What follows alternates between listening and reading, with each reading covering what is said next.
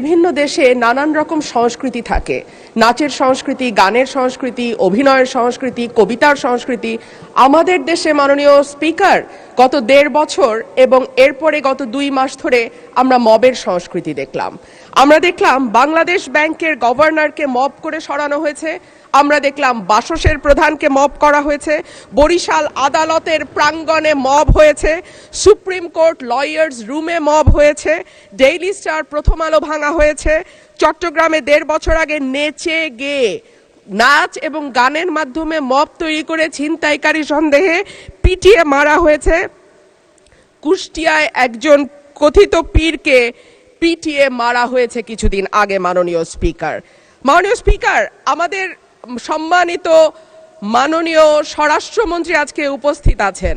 উনি একবার না, দুইবার না, কয়েক দফা আমাদেরকে আশ্বস্ত করেছিলেন বাংলাদেশে আর মবের কালচার হবে না। উনি আমাদেরকে আশ্বস্ত করেছিলেন বাংলাদেশে বিচারহীনতার সংস্কৃতি হবে না। উনি আশ্বস্ত করেছিলেন বাংলাদেশের মানুষ ন্যায় বিচার পাবে।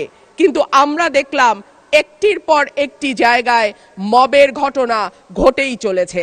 আজকে আমাদের স্বরাষ্ট্রমন্ত্রী উপস্থিত আছেন, আমি ওনার দৃষ্টি আকর্ষণ করে বলি, আজকে মাননীয় প্রধানমন্ত্রীও একই ধরনের কথা বলেছেন। মানুষ যখন ন্যায় বিচার পায় না তখনই এইরকম সংস্কৃতির বাড়ে এবং মানুষ এই ধরনের সংস্কৃতিতে জড়িয়ে যায়।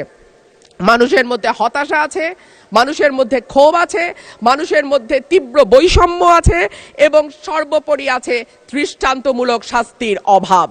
গত ১.৫ বছর আগে চট্টগ্রামে মব করে যেই লোকটিকে পিটিয়ে মারা হয়েছিল তার বিচার এখন পর্যন্ত হয়নি মাননীয় স্পিকার।